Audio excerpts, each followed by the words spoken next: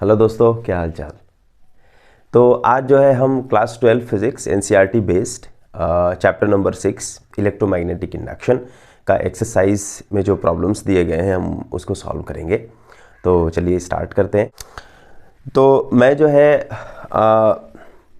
जो नया वाला जो एनसीईआरटी है बेसिकली उसको फॉलो कर रहा हूँ। तो इसमें जो प्रॉब्लम नंबर 1 है उसमें जो क्वेश्चन पूछ रहे हैं वो है कि आप देखिए, तो उसमें कई सारे फिगर्स हैं जिसमें इंड्यूस्ड इलेक्ट्रिक जो करंट है बेसिकली उसकी डायरेक्शन को पूछा जा रहा है। ठीक है, तो हम उसको थोड़ा सा सॉल्व करते हैं। तो हम ये प्रॉब्लम 6.1 देखते हैं। इसमें देखिए दो सिचुएशन है। एक है आपका कॉइल दिया हुआ है, यहाँ पे एक बार मैग्नेट है, बार मैग्नेट मोशन कर रहा है, तो इस कॉइल में एक इंड्यूस्ड इंड्यूस्ड ईएमएफ जनरेट होगा। क्योंकि कॉइल क्लोज्ड है तो एक इसका मतलब एक इंड्यूस्ड करंट होगा इसके अंदर। तो हमें उसी इंड्यूस्ड करंट के डायरेक्शन को प्रिडिक्ट करना है। ओके, तो ये जो इंड्यूस्ड करंट का जो डायरेक्शन होता है वो कैसे प्रिडिक्ट करते हैं, वो जो होता है आपका जो लेंज लॉ है उसके हिसाब से हम प्रिडिक्ट करते हैं उसको। तो जब हम, चूंकि बार मैग्नेट में यहाँ दिया हुआ है कि ये साउथ पोल है और ये नॉर्थ पोल है, जब हम इसको लेकर के इधर आ रहे हैं, इसका मतलब ये हुआ कि जब ये इसके क्लोज जाएगा कॉइल के, तो अकॉर्डिंग टू लेंजेस लॉ इसका जो आपका जो ये पोलैरिटी होगी, इसकी पोलैरिटी ऐसी होगी कि ये इसका हमेशा अपोज करेगा आने का, मतलब इसको आने का ये अपोज करेगा। इसका मतलब ये क्या, कौन सा पोल बनेगा, ये साउथ पोल बन जाएगा। ठीक है, अकॉर्डिंग टू लेंजेस लॉ। जब इवन अगर ऐसा इसमें होता है कि अगर इसको हम इसके से दूर लेकर के जाते तब क्या हो जाता, तो ये नॉर्थ पोल बन जाता, उसको अट्रैक्ट करता। तो जब ये इसके पास आएगा तो उसका अपोज करेगा, जब ये दूर जाएगा तो उसका अपोज करेगा। This is the Lenz law, right. तो उसके हिसाब से हम क्या करेंगे कि अगर आपका ये बार मैग्नेट इसके क्लोज आ रहा है तो इसका जो direction of the induced current होगा वो किस तरीके से होगा कि ये भी हमारा एक तरीके से साउथ की तरफ, साउथ पोल की तरफ बिहेव करेगा। सो this will be the direction of the current. ये हमारा इस तरीके से डायरेक्शन ऑफ द करंट होगा सर्किट के अंदर, राइट। ऐसा करके जाएगा हमारा। So this will be the direction of the current. कि एक जो है आपका मतलब यहां से ये चूंकि साउथ पोल है, this must be a south pole because it is coming closer to this coil. Okay, so अगर ये आपका बार मैग्नेट अगर इससे दूर होकर के जाता तब क्या होता, so it become north pole. This is the Lenz law, और लेंज लॉ के हिसाब से हमें इसको प्रिडिक्ट करना है। नाउ दूसरे वाले में क्या होगा कि अगर ये इसके क्लोज आ रहा है, इसका मतलब क्या हुआ, ये वाला साउथ पोल की तरह बिहेव करेगा। इसका मतलब ये हुआ कि it is again like south pole, तो so the direction of induced current will be like this. So here इसको थोड़ा सा मैं ऐसा बना लेता हूं, मान लेते हैं इसको ऐसा ऐसा अगर बनाने, ठीक है। अब क्या होगा, ये direction of the induced EMF will be like this. So it is like this, south pole की तरह ये बिहेव करेगा। एस टाइप का बना लेना है, तो ये साउथ पोल की तरह हो जाएगा। लेकिन यहां पे आप देखें इसमें इंड्यूस्ड करंट का जो डायरेक्शन होगा वो कैसा होगा। तो चूंकि ये नॉर्थ पोल है और ये इससे दूर होकर के जा रहा है, इसका मतलब ये भी क्या बनेगा, ये इसको अट्रैक्ट करेगा चूंकि इससे दूर जा रहा है। तो ये किस तरीके से बिहेव करेगा, ये भी एक साउथ पोल की तरह बिहेव करेगा। इसका मतलब ये हुआ this will be the direction of the induced electric current. यहाँ पे इस तरीके से होगा हमारा। So this is also south pole and this is also south pole की तरह बिहेव करेगा जब ये हमारा इस तरीके से होगा। तो नाउ अगर मान लेते हैं इसी क्वेश्चन में अगर ऐसा होता कि ये हमारा इधर मूव कर रहा है तब क्या होता, अगर ये इधर मूव कर रहा है तब क्या होता। तो चूंकि ये जब इसके क्लोज आएगा तो इसका मतलब इसको नॉर्थ बनना पड़ेगा। इसका मतलब पहले साउथ था तो अब नॉर्थ हो जाएगा। यहाँ पे साउथ पोल इससे दूर होकर जा रहा है, दिस मस्ट बी नॉर्थ, तो ये नॉर्थ, यानी कि direction of induced current actually क्या होता है, चेंज हो जाता। यानी कि जब आपका एक बार मैग्नेट है, ये एक साउथ है एक नॉर्थ है, जब आप इससे क्लोजर मूव करा रहे हो तब ये साउथ बन रहा है और ये भी साउथ बन रहा है। लेकिन अगर इसके डायरेक्शन ऑफ मोशन को चेंज आप कर दो, आप इसको इधर मूव कराओ, तब क्या होगा, क्योंकि ये नॉर्थ पोल इसके करीब आ रहा है, दैट मस्ट बी नॉर्थ क्योंकि according to Lenz's law, and ये साउथ पोल इससे दूर होकर के जा रहा है, दिस मस्ट बी नॉर्थ क्योंकि ये इसको अट्रैक्ट करेगा अकॉर्डिंग टू लेंज लॉ। ठीक है, तो ऐसे करके हम डायरेक्शन ऑफ इंड्यूस्ड करंट को प्रिडिक्ट करते हैं। ठीक है, अब हमारा एक दूसरा वाला कॉइल हम कंसीडर करते हैं, इसके अंदर एक बैटरी कनेक्ट करते हैं। Let us consider this is the battery.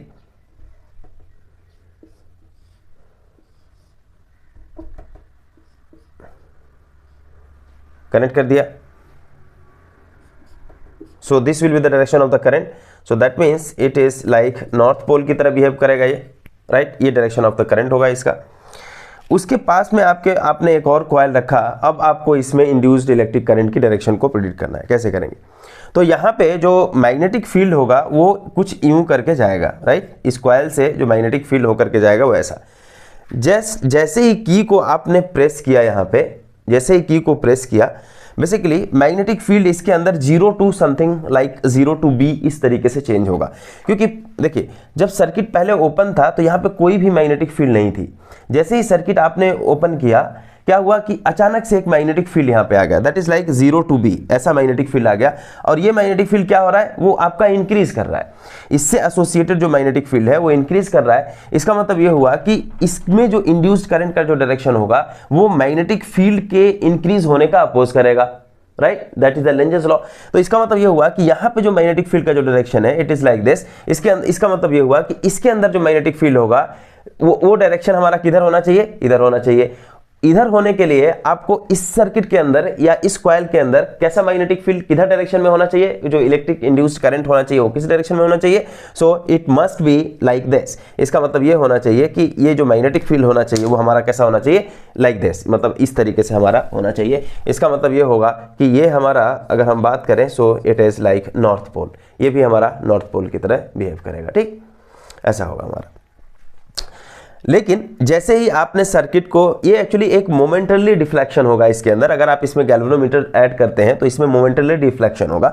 लेकिन जैसे ही आप मान लेते हैं कि आपने सर्किट को क्लोज करके छोड़ दिया तो कुछ ये फौरन ही इसके अंदर जो इंड्यूस्ड करंट होगा वो जीरो हो जाएगा। उसका रीजन ये है कि जैसे ही इसमें एक मैग्नेटिक फील्ड सेटअप हो गया, वो अब वैल्यू चेंज नहीं हो रही है। तो जब वैल्यू चेंज नहीं होगी तब क्या होगा, there is no change in magnetic flux and according to Faraday law of electromagnetic induction, if there is no change in magnetic flux, you will not get any kind of EMF induced in the circuit. Okay, ठीक है। तो इसी तरीके से और भी इसमें loop है, तो प्लीज़ उसको आप लोग कीजिए कि किस तरीके से इंड्यूस्ड इलेक्ट्रिक करंट का जो डायरेक्शन होगा वो क्या होगा। Now let's talk about problem 6.2। देखें कि यहाँ पे मैग्नेटिक फील्ड है जो कि perpendicular to this plane and inward direction. एक आपका कुछ ये लूप दिया हुआ है, मतलब ये इस शेप का, ठीक है। तो हम इसमें करना क्या है कि इस लूप को हम जो है बाहर की तरफ इसको हम खींच रहे हैं। मतलब यहाँ पे ये जो पॉइंट कर रहा है, मतलब ये हुआ कि बाहर की तरफ हम इसको जो है खींच रहे हैं, मतलब इसके एरिया को बढ़ा रहे हैं। इसका मतलब यही है। तो इसके अंदर जो इंड्यूस्ड ईएमएफ जनरेट होगा, उसमें अगर जनरेट होता है तो इंड्यूस्ड ईएमएफ का जो या इंड्यूस्ड जो करंट है उसका डायरेक्शन किधर होगा वही प्रेडिक्ट करना है। सेम चीज़ यहाँ पर भी है कि यहाँ पे मैग्नेटिक फील्ड के डायरेक्शन को देखिए डॉट से रिप्रेजेंट किया गया है। इसका मतलब यह है कि मैग्नेटिक फील्ड जो है perpendicular to this plane and outward, ठीक है। और यहाँ पे एक लूप है। इस लूप को इनफैक्ट इसको हम इसको प्रेस कर रहे हैं और ये जो है लूप कुछ देर में इस तरीके का बनेगा, ठीक।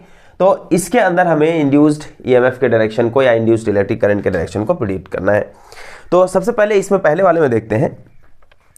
तो जब हम इसके एरिया को इंक्रीज करेंगे, जैसे चारों तरफ से अगर इसके एरिया को आप इंक्रीज करें तो इससे एसोसिएटेड जो मैग्नेटिक फील्ड होगा वो इंक्रीज करेगा? नहीं, मैग्नेटिक फील्ड एक्चुअली इंक्रीज नहीं करेगा, क्योंकि एरिया की वैल्यू वह है वो इंक्रीज करेगी। लेकिन अगर मैग्नेटिक फील्ड भी चेंज करे या एरिया चेंज करे, दोनों के चेंज होने की वजह से क्या चेंज हो जाएगा, मैग्नेटिक फ्लक्स चेंज हो जाएगा। ऑफ कोर्स डायरेक्शन जो है आपका थीटा बी डॉट ए में जो थीटा आता है वो चेंज नहीं हो रहा है। तो हमारा जो Faraday law of electromagnetic induction है कि आपका जो ई होता है वो minus d phi B by d t होता है हमारा। Phi B is equal to क्या है, phi B is equal to B dot A, यानी कि it is like B A cos theta. यानी कि अगर आपका कहीं भी किसी भी सर्किट से एसोसिएटेड मैग्नेटिक फ्लक्स अगर चेंज होता है, सो यू विल गेट, यानी टाइम के साथ अगर मैग्नेटिक फ्लक्स चेंज हो रहा है then you will get induced EMF, और अगर सर्किट क्लोज है then you will get induced current, ठीक है। तो यहाँ पे क्या हो रहा है, यहाँ पे चूंकि मैग्नेटिक फील्ड एक यूनिफॉर्म है, मैग्नेटिक फील्ड में कोई चेंज नहीं हो रहा है, लेकिन यहाँ पे हम क्या कर रहे हैं, एरिया को इंक्रीज कर रहे हैं। So area is increasing. तो जब एरिया इंक्रीज करेगा इसका मतलब ये हुआ कि एरिया इंक्रीज करेगा, इसका मतलब ये हुआ कि मैग्नेटिक फ्लक्स चेंज होगा। मैग्नेटिक फ्लक्स चेंज होने की वजह से इंड्यूस्ड ईएमएफ, और चूंकि सर्किट क्लोज है it will have a induced electric current, ठीक है। तो हमको यही डायरेक्शन प्रेडिक्ट करना है। तो कैसे होगा, तो देखिए जब एरिया को इंक्रीज करेंगे तो यहाँ पे जो मैग्नेटिक फील्ड हो रहा है वो मैग्नेटिक फील्ड से एसोसिएटेड हमारा जो मैग्नेटिक फ्लक्स हो रहा है वो इंक्रीज कर रहा है। एक्चुअली मैग्नेटिक फ्लक्स डिक्रीज नहीं कर रहा है, ऑफ कोर्स डिक्रीज करते हुए भी इंड्यूस्ड ईएमएफ होगा, इंक्रीज करते हुए भी इंड्यूस्ड ईएमएफ होगा। इसका मतलब ये हुआ कि चूंकि जब ये इंक्रीज कर रहा है तो जो इंड्यूस्ड इलेक्ट्रिक करंट का जो डायरेक्शन होगा, यानी कि जो इंड्यूस्ड इलेक्ट्रिक करंट से एसोसिएटेड जो मैग्नेटिक फील्ड होगा उसका डायरेक्शन जो ओरिजिनल मैग्नेटिक फील्ड है उसके अपोजिट में हो जाएगा। This is the Lenz law. इसका मतलब क्या होगा कि जैसे ही हम इसको इंक्रीज करेंगे, एरिया को इंक्रीज करेंगे, तो इसमें एक इंड्यूस्ड इलेक्ट्रिक करंट होगा और इंड्यूस्ड इलेक्ट्रिक करंट का डायरेक्शन जो ओरिजिनल मैग्नेटिक फील्ड है उसके अपोजिट में होगा। और ये किस तरीके से होगा, क्योंकि यहाँ पे हम चूंकि मैग्नेटिक फील्ड यहाँ डाउनवर्ड है, इसका मतलब इंड्यूस्ड करंट का जो डायरेक्शन होगा it must be like this, कि इससे हमारा जो मैग्नेटिक फील्ड है वो ऊपर की तरफ होना चाहिए। So B induced, actually B induced का जो डायरेक्शन होना चाहिए वो कैसा होना चाहिए, वो इधर की तरफ, क्योंकि तभी वो अपोज होगा। ठीक है, ओरिजिनल जो मैग्नेटिक फील्ड है उसका अपोज होगा। सो this is the direction of the induced electric current. अब यहां पे अगर हम बात करें कि चूंकि मैग्नेटिक फील्ड अगर आप देखें तो magnetic field is perpendicular to this plane and outward. ठीक, अब यहां पे आप एरिया को डिक्रीज कर रहे हो, इसका मतलब एरिया को, यहाँ मैग्नेटिक फील्ड में कुछ चेंजेस नहीं हो रहा है, एरिया को डिक्रीज करेंगे, यानी कि मैग्नेटिक फ्लक्स आप चेंज कर रहे हो। मैग्नेटिक फ्लक्स चेंज करने के बाद में क्या होगा, यानी मैग्नेटिक फ्लक्स यहाँ पे डिक्रीज हो रहा है।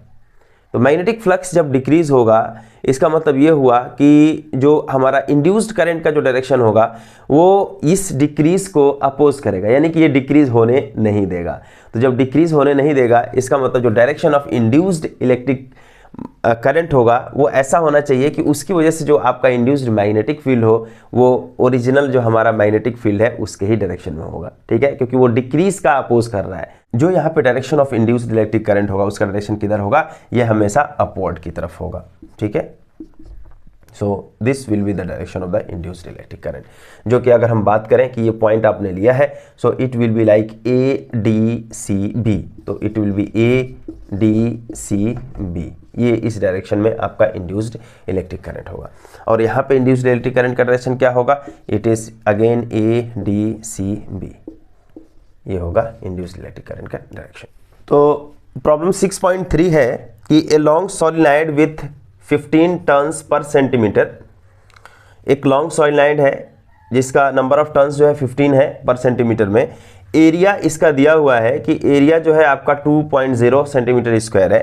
ठीक है, इसको क्या किया गया है कि it is placed inside the solenoid normal to its axis, ये एक दूसरे सोलेनॉइड के अंदर रखा गया है कि उस सोलेनॉइड के अंदर ऐसा रखा गया है कि इसका जो एरिया है उस सोलेनॉइड का जो एक्सिस है उस एक्सिस के परपेंडिकुलर है। इसका मतलब ये हुआ कि एक बड़ा सा आप सोलेनॉइड ले लेंगे, एक बड़ा सा हम सोलेनॉइड ले लेते हैं, उस सोलेनॉइड के अंदर वो छोटे वाले सोलेनॉइड को रखा गया है। तो इसका जो डायरेक्शन होगा, मतलब जो इसका एक्सिस होगा, सो this will be the axis of the solenoid, बड़े वाले का। अब इस एक्सिस के परपेंडिकुलर ये एरिया हुआ कि नहीं, छोटा वाला, तो ये सिचुएशन है आपका। तो बोल रहे हैं कि बड़े वाले सोलेनॉइड में करंट आप 2 एम्पियर से 4 एम्पियर आप चेंज कर रहे हो in 0.1 second, then find the induced EMF generated in the second solenoid which is placed inside it. ठीक है, ये हमें निकालना है। ओके, कैसे करेंगे, तो इसको देखिए, पहले तो आपका चूंकि करंट यहाँ पे हमारा फ्लो हो रहा है, मतलब पहले जो बड़ा वाला मतलब जो सोलेनॉइड है उसके अंदर, तो इसका मतलब ये हुआ कि इससे हमारा एक मैग्नेटिक फील्ड जनरेट होगा इसमें। ठीक है, तो वो मैग्नेटिक फील्ड हमारा कितना होगा वो हम कैलकुलेट कर लें। तो इंड्यूस्ड जो ईएमएफ होगा वो क्या होता है, तो सो नाउ जो अकॉर्डिंग टू फैराडे लॉ क्या है कि E is equal to minus d phi B by d t, ये हमें पता है, यही है। फाई बी क्या है, phi B is equal to minus d by d t of phi B is equal to B dot A, ये होता है आपका magnetic flux. So you can write minus d by d t of it is B A cos theta, क्योंकि यहाँ पे आप बात कर सकते हैं कि जो मैग्नेटिक फील्ड है it is along this direction, जो कि यूनिफॉर्म मैग्नेटिक फील्ड होता है, और ये जो एरिया का जो डायरेक्शन है, जो छोटा वाला जो लूप रखा हुआ है उसके अंदर, या छोटा वाला जो सोलेनॉइड है उसका डायरेक्शन एक ही है। तो so here theta you can take 0 degree, so cos 0 is equal to 1। So now what it will be d by d t of it is B A, and then now area of the coil जो है, अभी चूंकि ये scalar quantity है और ये change भी नहीं हो रहा है, तो हम इसको ए को हम बाहर कर सकते हैं। So minus A d by d t of B हो जाएगा। बी क्या है? B is the magnetic field inside this solenoid, बड़े वाले सोलिनॉइड। तो बड़े वाले सोलिनॉइड के अंदर जो मैग्नेटिक फील्ड होगा उसकी वैल्यू कितनी हो जाएगी? आप जानते हैं कि सोलिनॉइड के अंदर जो मैग्नेटिक फील्ड होता है वो होता है mu naught it is an into I, या ये हमारे पास मैग्नेटिक फील्ड होता है सोलिनॉइड के अंदर। एन क्या है? N is the number of turns per unit length, ठीक है। तो जस्ट वैल्यू आप पुट करें तो क्या हो जाएगा कि E is equal to minus A, और ये होगा आपका d by d t of B, B will be equal to mu zero N into I. हो जाएगा कि नहीं हो जाएगा? चूंकि म्यू जीरो और एन जो है वो कांस्टेंट है, उसको भी हम बाहर निकाल सकते हैं, ए म्यू जीरो एन, और ये जो होगा d I by d T के बराबर हो जाएगा। ये हमारे पास फॉर्मूला आ गया। अब जस्ट आप यहाँ पे देखें कि क्या क्या चीज़ें गिवन है, उसके हिसाब से आप कर सकते हो। तो एरिया, चूंकि everything should be in SI system, तो एसआई सिस्टम में आप कन्वर्ट कर सकते हैं। क्योंकि 2.0 इंटू 10⁻², यहाँ पे सेंटीमीटर स्क्वायर है, अगर मीटर में आप कन्वर्ट करें तो 1 सेंटीमीटर में कितना मीटर होता है? 10⁻² मीटर। तो सेंटीमीटर स्क्वायर है, इसका मतलब 10⁻⁻4 मीटर स्क्वायर हो जाएगा। 10⁻⁻4 मीटर स्क्वायर हो गया। और यहाँ पे 15 टर्न्स पर सेंटीमीटर है, यानी कि 1 सेंटीमीटर में 15 टर्न्स, राइट। तो यहाँ पे n इज इक्वल टू क्या है? 15 टर्न्स पर सेंटीमीटर, मतलब 0.01 मीटर, यानी कि so it will be like 15 turns per metre, ये हो जाएगा 0.01 मीटर। तो इसको भी हम ऐसा करके लिख सकते हैं। Now put all this value, then what you will get. So here a की वैल्यू कितनी है यहाँ पे? a is equal to 4 into 10⁻⁻4। What is mu naught? Mu naught is equal to होता है आपका 4 pi into 10⁻⁻7, and n is equal to आपका यहाँ पे है 15 अपॉन 0.01, 15 अपॉन 0.01। उसका रीज़न क्या है कि 15% टर्न पर सेंटीमीटर दिया हुआ है, तो पर मीटर में कितना होगा, चूंकि एसआई सिस्टम में हम कंसीडर कर रहे हैं। Now what about D I by d T? यही आपको कैलकुलेट करना है कि डी आई क्या होगा। तो आप देखें कि करंट जो है वो 2 एम्पियर से चेंज होकर के 4 एम्पियर हो रहा है, ठीक। करंट कितना चेंज हो रहा है? 2 एम्पियर से हमारा 4 एम्पियर में चेंज हो रहा है इन 0.1 सेकेंड। इसका मतलब जो डी आई होगा वो क्या होगा? D I is equal to 4 ampere minus 2 ampere हो जाएगा कि नहीं हो जाएगा? So that will be equal to 2 ampere. ये चेंज इन करंट हुआ, और ये कितने टाइम में हो रहा है? जो टाइम ड्यूरेशन है, मतलब dt जो है वो कितना है? 0.1 सेकेंड है। So here what it will B? It will B that is 2 divided by 0.1 second. यहाँ पे जो dt ड्यूरेशन है वो कितना है? 0.1 सेकेंड, ठीक है। ये हो जाएगा हमारा। तो जब हम इसको सॉल्व करेंगे तो कितना हो जाएगा? 16 एंड 15 टू जा 30, तो 16 multiplied by 3, 480 multiplied by pi, and this will be 10⁻⁻7 - 4 -11, और यहाँ डिनोमिनेटर में क्या होगा? 10⁻⁻2, 10⁻⁻1, 10⁻⁻3, और ऊपर चला जाएगा तो 10⁻+3 यहाँ पे हो जाएगा। और ये कितना होगा आपका? -480 multiplied by 3.14, and this will be equal to 10⁻⁻8। तो जब हम इसको फर्दर सॉल्व करेंगे तो इसका आंसर क्या आएगा? ये आएगा 7.4 इंटू 10⁻⁻6। ये होगा हमारा किसमें? चूंकि बोल्ट है तो इट विल बी वोल्ट हो जाएगा, ठीक है। समझ में आ रहा है? इसको आप ऐसा भी लिख सकते हैं कि E is equal to -7.4 and this is micro volt, ठीक है। ये हमारा इंड्यूस्ड EMF इसके अंदर जनरेट होगा, इस कॉइल के अंदर, ठीक है। अब हम प्रॉब्लम 6.4 देखते हैं। तो 6.4 में क्या है कि एक मैग्नेटिक फील्ड दिया हुआ है, एक यूनिफॉर्म मैग्नेटिक फील्ड है perpendicular to this plane and outward. एक आपका रेक्टेंगुलर लूप है, जैसा यहाँ पे दिखाया गया है कि एक रेक्टेंगुलर लूप है, इसका एक साइड की वैल्यू 2 सेंटीमीटर है और दूसरे की वैल्यू 8 सेंटीमीटर है, और इसमें बीच में कट किया गया है। तो पूछ रहा है कि इस AB में आपका जब इसको हम फर्स्ट केस में जब इसको हम हॉरिजेंटली मूव करें और दूसरा इसको हम वर्टिकली मूव करें, उस केस में अगर कोई इंड्यूस्ड ईएमएफ जनरेट होता है तो वो इंड्यूस्ड ईएमएफ की वैल्यू क्या होगी, ठीक है। तो ये ऐसा ही है कि जैसे कि मैग्नेटिक फील्ड के अंदर आप एक जब हम वायर को मान लेते हैं मूव कराते हैं तो इसके अंदर एक्चुअली एक इंड्यूस्ड ईएमएफ जनरेट होता है और हमने पढ़ा है कि उसका इंड्यूस्ड ईएमएफ जो होता है वो होता है BVL। So L is the length of the wire, L is the length of the wire or length of the conductor, V is the velocity and B is the magnetic field. So induced EMF generated across this is equal to BVL, right? तो यहाँ पर भी same चीज होगा कि अगर पहले वाले केस में अगर हम इसको फर्स्ट केस में अगर हम इसको इस डायरेक्शन में मूव कराएंगे, इस डायरेक्शन में अगर आप मूव कराते हैं तब क्या होता है कि इसका जो लेंथ है वायर का वो कितना है कि ये जो लेंथ है वो आपका 8 सेंटीमीटर है। तो पहले वाले केस में यानी कि इन फर्स्ट केस के जो आपका EMF जनरेट होगा मान लेते हैं E1 that will be equal to BVL और आप इसको मूव करा रहे हैं, वो वेलोसिटी दी गई है, आई थिंक वो वेलोसिटी कितना दिया हुआ है कि 1 सेंटीमीटर पर second. So velocity is given 1 centimetre पर सेकेंड, ये वेलोसिटी दी गई है इसकी। और मैग्नेटिक फील्ड की जो वैल्यू है वो कितनी दी गई है, वो आपका दिया गया है 0.3 टेस्ला, ओके। और L is of course first case में जो L होगा वो 8 सेंटीमीटर होगा, that is equal to 8 into 10⁻⁻² metre और यहाँ पे आपका 10⁻⁻² मीटर पर सेकेंड ये वेलोसिटी हो गई। So now we can calculate then what is that EMF। So EMF in first case जब आप इसको हॉरिजॉन्टली ड्रैग कर रहे हो तब कितना EMF होगा, that EMF is equal to BVL, B is equal to कितना है, it is 0.3 tesla, velocity 10⁻⁻² metre per second and length जो है वो आपका कितना है 8 into 10⁻⁻²। Then what will be the value, 2.4 into 10⁻⁻4 volt, ये आपका एक्चुअली इसके अंदर EMF जनरेट होगा, ठीक है, ओके। इसी में एक और केस पूछ रहा है कि अगर आप हॉरिजॉन्टली आप मूव कराते जाओ, late us consider boundary of the magnetic field is this one, ये बाउंड्री है। जब ये इधर जाएगा जो इंड्यूस्ड EMF है वो तब तक सरवाइव करेगा जब तक ये पूरा जो आपका रेक्टेंगुलर लूप है वो मैग्नेटिक फील्ड के अंदर हो, तब तक सरवाइव करेगा। यानी कि जैसे ही वह आपका जो लूप है वो मैग्नेटिक फील्ड से बाहर गया वो खत्म हो गया आपका EMF, ठीक है।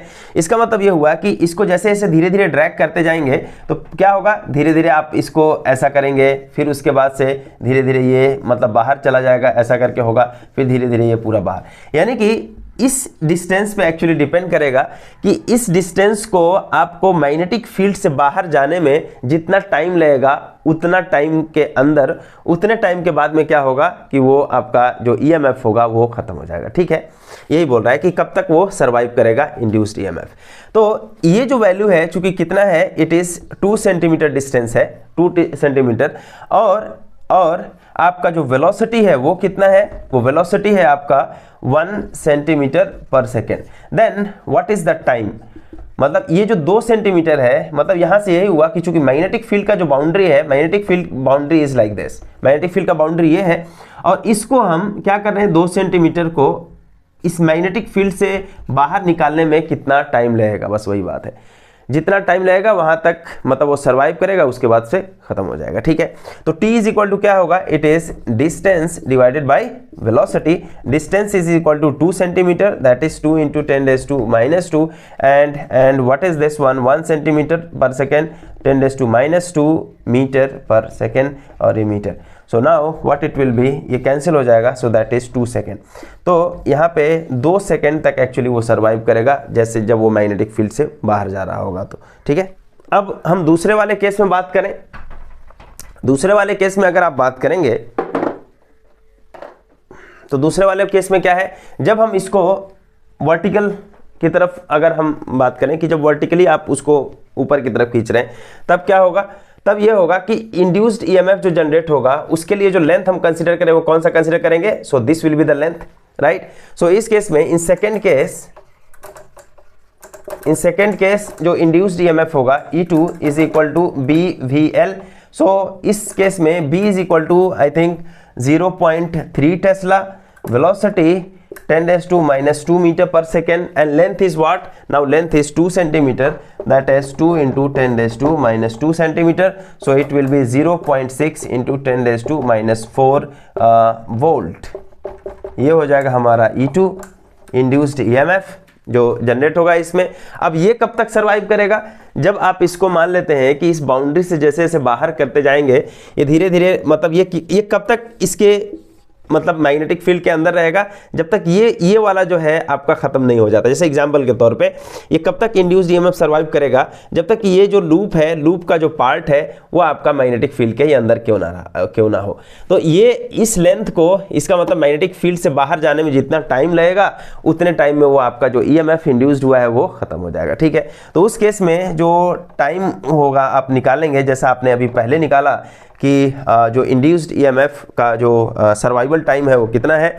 So time is equal to क्या होगा यहाँ पे? Distance divided by velocity.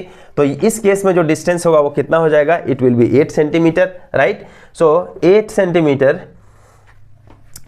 8 into 10⁻², और वेलोसिटी कितना है? Velocity same, it is 10⁻² metre per second, और ये मीटर में है, ये कैंसिल हो जाएगा 10⁻² इससे, सो इट विल बी 8 सेकेंड। तो अप टू 8 सेकेंड के बाद यहाँ पे हमारा जो इंड्यूस्ड ईएमएफ होगा वो खत्म हो जाएगा। ठीक है, जब ये बाहर की तरफ जाएगा तो ओके। तो क्वेश्चन नंबर 6.5 है वो अगर आप देखें तो इसमें ऐसा बोल रहा है कि एक हमारे पास कंडक्टर है, एक स्ट्रेट कंडक्टर है। इस स्ट्रेट कंडक्टर को एक जगह पे एक एंड को फिक्स किया गया है और दूसरे एंड को हम रोटेट कर रहे हैं, और वो रोटेशन जो है एक सर्कुलर मेटालिक रिंग पे हो रहा है। मतलब ऐसा हुआ कि इसको हम इस कंडक्टर के एक एंड को आप सेंटर मानिए और दूसरे को आप रोटेट कर रहे हैं, और दूसरा एंड जो है वो सर्कुलर एक आपका मेटालिक रिंग है उसको टच करता हुआ उस पे जो है वो रोटेट कर रहा है। ठीक है, और इन सभी के यानी कि plane of the circular metallic ring के परपेंडिकुलर और इनवर्ड डायरेक्शन में एक मैग्नेटिक फील्ड हमने लगा के रखा है। तो पूछ रहा है कि इसके सेंटर और इस यहाँ पे जो इंड्यूस्ड ईएमएफ जनरेट होगा वो इंड्यूस्ड ईएमएफ जनरेट जो होगा उसकी वैल्यू क्या होगी। ठीक है, इसके लिए मेरे ख्याल से आप लोगों ने पढ़ा होगा, इसका जो सोल्यूशन होगा, मान लेते हैं इसका जो सोल्यूशन होगा वो डायरेक्ट हम एक फॉर्मूले से निकाल सकते हैं कि E is equal to actually होता है हाफ B⍵L²। ठीक है, ये B⍵L² है। इसका ऑफ कोर्स फ्रीक्वेंसी ऑफ जो रिवोल्यूशन है वो दिया हुआ है 400 रेडियन पर सेकेंड। एक्चुअली ये आपका ओमेगा की वैल्यू दी गई है, तो सारा का सारा चीज़ ऑलरेडी गिवन है। It is half B⍵L²। Just इसकी वैल्यू हमें पुट करना है और हमें कैलकुलेट कर लेना है इसको। ठीक है, यहाँ पे देखिए ओके, तो हम जस्ट इस फॉर्मूले से कैलकुलेट कर लेते हैं। तो E इज इक्वल टू ये हो जाएगा आपका हाफ, B की वैल्यू कितनी है? It is 0.5 tesla, and omega is equal to 400 radian per second, and L is equal to 1 meter square, so it will be like this. And now everything is in MKS system or SI, so you'll get that. So now it is 200 and 200 ये आपका 200 हो जाएगा। जब multiply करेंगे तो ये कितना हो जाएगा आपका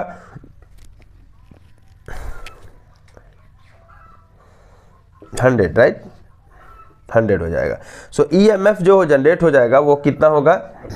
it is 100 volt, right. So EMF will B 100 volt, ये आपका हो जाएगा।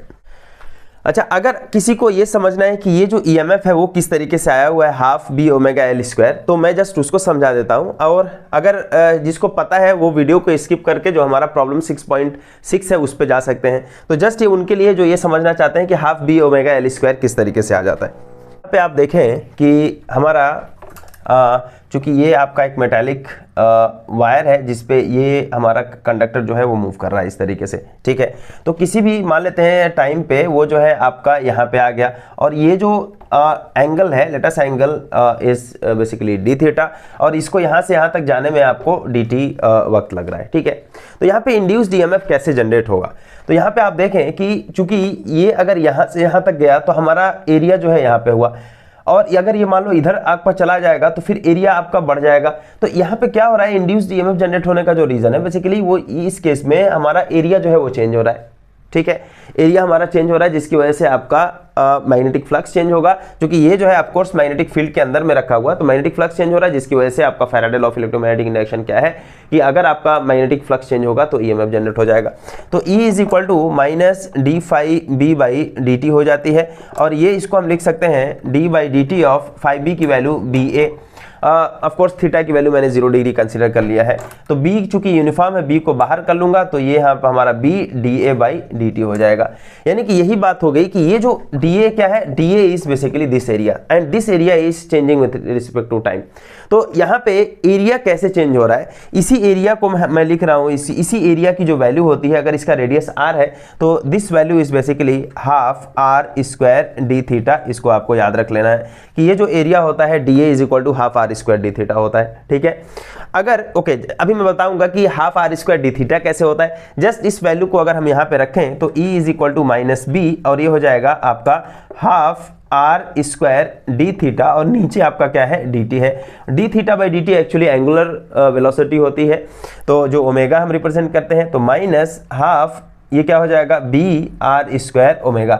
एक्चुअली यहाँ पे आर जो है इसका रेडियस है, लेकिन हमारे केस में एक्चुअली आर नहीं वो एल है, so half B L square omega हो जाएगा, जो कि half B L square omega ये वैल्यू हमारी आ गई, ठीक है। तो इसको हम इस तरीके से भी लिख सकते हैं।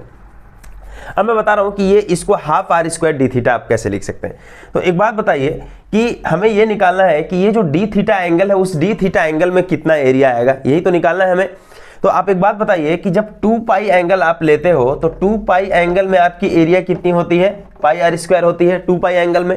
तो डी थीटा एंगल में कितना होगा, तो डी थीटा एंगल में कितना हो जाएगा, pi r square multiplied by d theta divided by 2 pi, ये हो जाएगा। पाई से ये pi cancel, so it will be half r square d theta, ये हमारा हो जाएगा। So this will be area associated with angle d theta. So area जो होगा वो कितना होगा, half r square d theta हो जाएगा।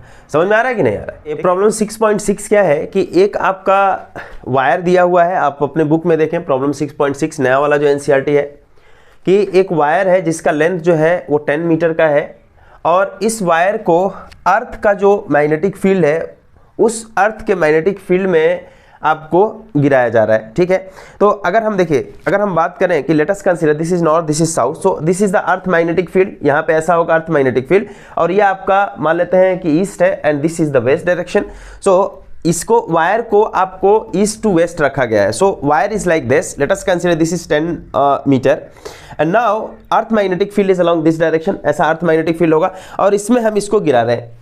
तो जब इसमें गिराएंगे अर्थ मैग्नेटिक फील्ड के अंदर, तो चूंकि magnetic field is like along this direction, और ये जो है परपेंडिकुलरली, मतलब इस तरीके से हम इसको अर्थ मैग्नेटिक फील्ड के अंदर आपको गिरा रहे हो। इस वायर को आप क्या कर रहे हो, अर्थ मैग्नेटिक फील्ड के अंदर हम इस तरीके से इसको हम फेंक रहे हैं या गिरा रहे हैं। उस केस में जो इंस्टेंटेनियस पूछ रहा है कि आपका जो इंस्टेंटेनियस हमारा जो ईएमएफ की जो वैल्यू जनरेट होगी इस वायर के अंदर वो कितना होगा। सो ऑफ कोर्स ईएमएफ एक जनरेट होगा, E is equal to BVL हम जानते हैं, और फिर उसके बाद से यहाँ पे दिखाना है कि कौन सा हायर पोटेंशियल में होगा और कौन सा लोअर पोटेंशियल में होगा, उसको भी हम ऐसा कैलकुलेट कर सकते हैं। तो जो इंस्टेंटेनियस मतलब हमारा ईएमएफ होगा, तो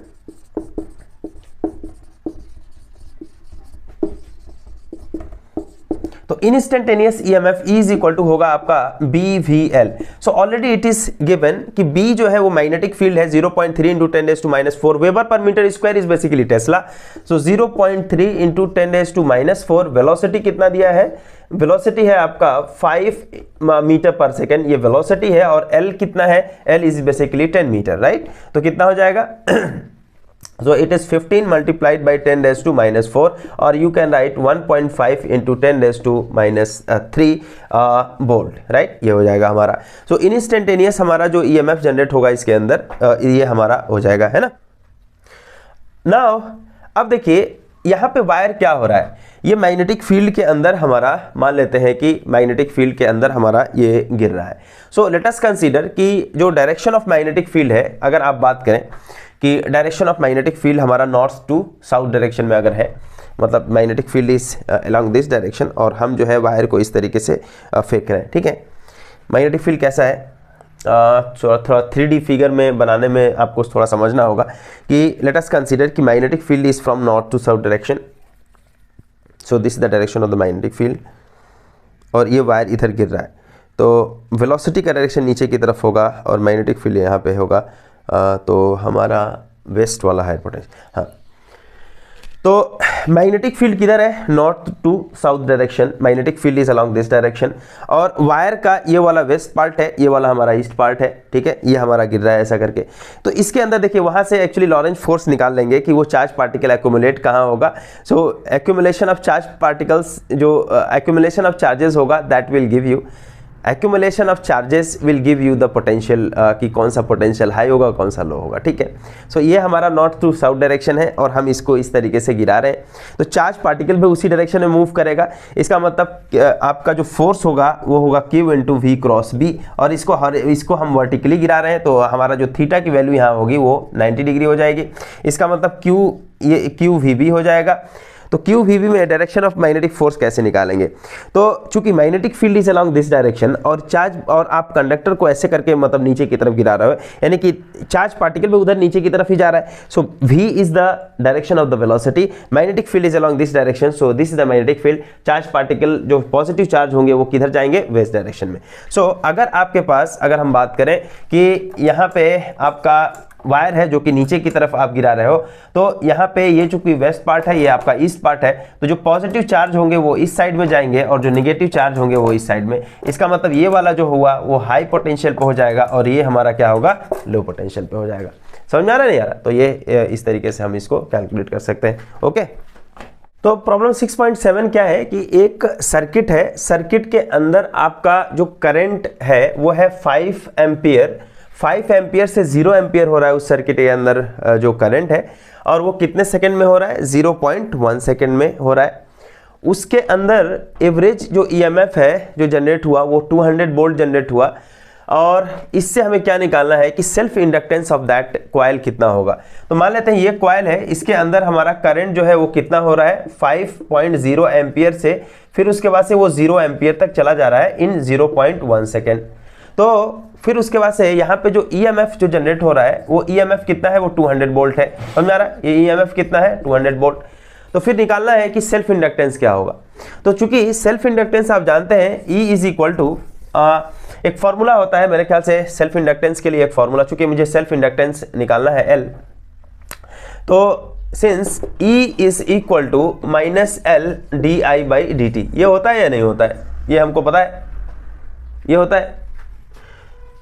अच्छा, ये फॉर्मूला कैसे होता है, जस्ट उसको मैं बता देता हूं कि चूंकि E इज L, चूंकि phi is equal to L into I होता है, ठीक। इसको हम डिफ्रेंशिएट करेंगे कि d∅dt is equal to L, चूंकि कांस्टेंट होता है तो ये आपका di/dt हो जाएगा, माइनस से मल्टीप्लाई करेंगे और माइनस d∅dt एक्चुअली E हो जाएगा, तो E is equal to -L di/dt। ये कितना हो जाएगा, -L di कितना हो जाएगा, एक्चुअली इसको di कितना होगा, final current minus initial current, तो final current 0, initial current 5 and divided by time कितना लग रहा है, 0.1 second, and this is the average value, this is 200 volt, right. तो जस्ट इसमें हम मल्टीप्लाई कर देंगे तो ये आपका कितना हो जाएगा, 5L is equal to 200 multiplied by 0.1, that is equal to, ये हो जाएगा 5L और ये कितना होगा आपका 20, this implies L is equal to 20/5 that is 4, और ये इसका यूनिट क्या होगा, इट इज हेनरी, या इसको आप कैपिटल H भी लिख सकते हैं। सो इट इज 4 हेनरी उस कॉइल के अंदर जो सेल्फ इंडक्टेंस की वैल्यू होगी वो होगी, ठीक है।